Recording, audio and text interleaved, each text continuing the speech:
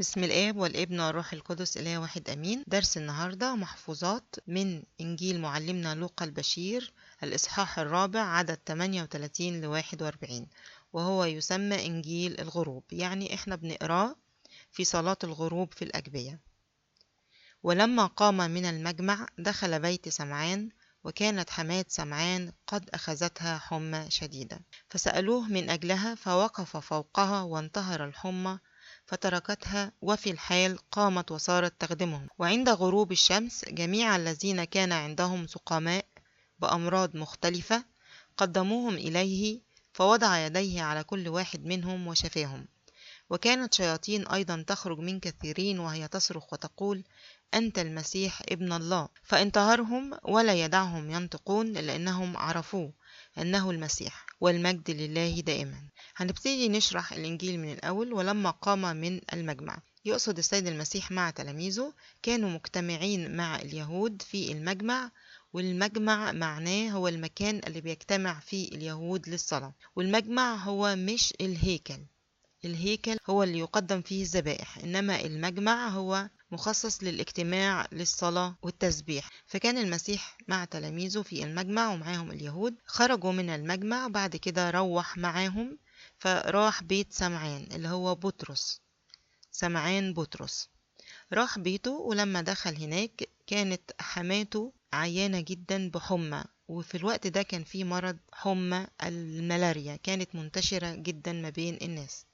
فكانت حماة سمعان مريضة بالملاريا، فسألوه من أجلها، يعني بمعنى إن بطرس نفسه ما طلبش من المسيح إن هو يشفي حماته، لا، اللي حصل إن التلاميذ اللي حواليه أصحاب بطرس هم اللي طلبوا من أجل إن هو يشفي حماته. وده يعلمنا الشفاعة، إن إحنا نشفع لبعض ونطلب من أجل بعض في صلاتنا، ونصلي من أجل بعض في أمراضنا وضيقتنا. فاستجاب السيد المسيح وفعلا قرب من حماة سمعان، فوقف فوقها بمعنى بجانبها، كلمة فوقها يعني جانبها، فراح وقف جنبيها وانتهر الحمى فتركتها، وفي الحال قامت وصارت تخدمهم. كلمة انتهر يعني أمر، فأمر حمى الملاريا إن هي تسيب جسدها وتخف في الحال. كان ممكن بكلمة واحدة بس من المسيح من بعيد يتم الشفاء زي ما حصل في معجزات كتير، إنما هو قرب منها ولمس جسدها عشان يعلن عن قوة لاهوته المتحدة بناسوته، ولكي يؤمن الجميع أنه ابن الله. فتركتها، وفي الحال قامت وصارت تخدمهم، يعني بمجرد ما لمسها المسيح خفت في الحال،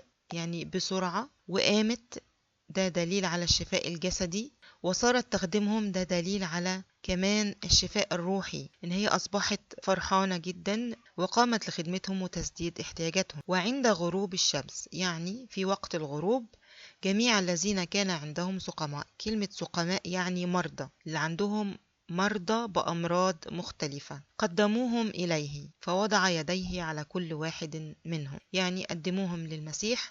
فالمسيح كان بيعدي عليهم يحط ايده على كل واحد منهم، برضو دليل وإعلان على قوة لاهوته المتحدة بناسوته. فوضع يديه على كل واحد منهم وشفاهم، فكان شفائهم بقوة إيمانهم. اللي يؤمن بالمسيح كان بيخف في الحال وبيقوم، إنما اللي إيمانه ضعيف ولا يؤمن بالمسيح ما كانش بيخف. وكانت شياطين أيضا تخرج من كثيرين، وهي تصرخ وتقول: أنت المسيح ابن الله. يعني كان في منهم كتير عليه أرواح شريرة، فكانت الشياطين اللي جواهم كانت بتخرج منهم وهي تصرخ وتقول وتعترف بلاهوت السيد المسيح. فكان ينتهرهم، يعني يأمرهم ولا يدعهم ينطقون، لأنهم عرفوه أنه المسيح. يأمرهم إن هم يسكتوا ولا يعلنوا عن لاهوته، لأن الشياطين مش هتعلن عن إيمان المسيح فقط، فلو أعلنت في لحظة أخرى هتضلل الناس عن إيمانهم بالمسيح، فلا يريد شهادة منهم. والسبب تاني كمان إن اليهود عندهم تصور خاطئ للمسيح الآتي لكي يخلصهم. هم فاكرين إن المسيح هيجي عشان يخلصهم من حكم الرومان، ويكون ملك مولود من ملك، وده بسبب فهمهم الخاطئ لبعض مزامير الكتاب المقدس.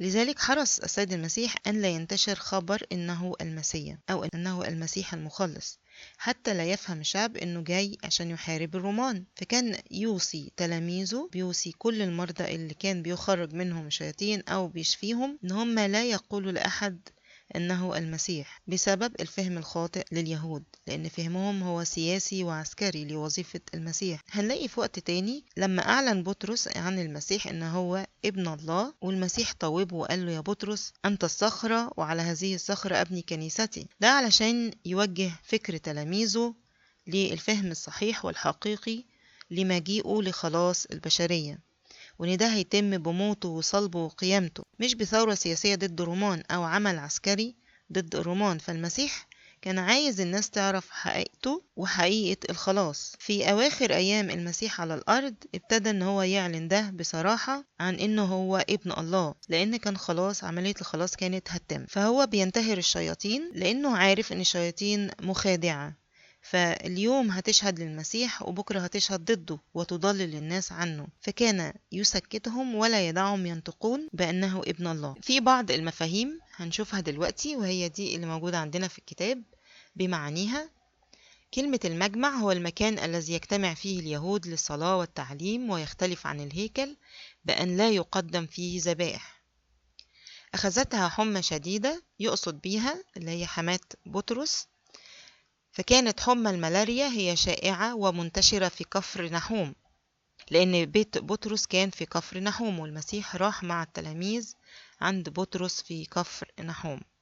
وكانت حماة سمعان مصابة بها، واللي وصف إن الحمى كانت شديدة هو لوقا البشير، لأن لوقا كان طبيب وهو اللي وصف الحمى بأنها شديدة. من أجلها هي تطبيق لقول يعقوب الرسول: صلوا بعضكم لأجل بعض أمام ربنا يسوع المسيح. فدي طلب الصلاة من أجل بعض، وهي تمثل الشفاعة، إن احنا كلنا بنشفع من أجل بعض ونتشفع بالقديسين إن هم يصلوا من أجلنا. فوقف فوقها أي وقف بجانبها. انتهر الحمى يعني أمر المرض أن يفارقها، وبهذا يعلن سلطانه على الأمراض.